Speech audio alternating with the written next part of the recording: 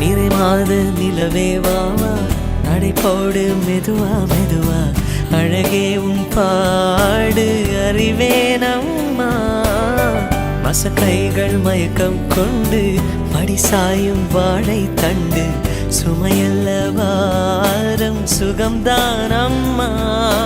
தாயான பின்புதான் நீ பெண்மணி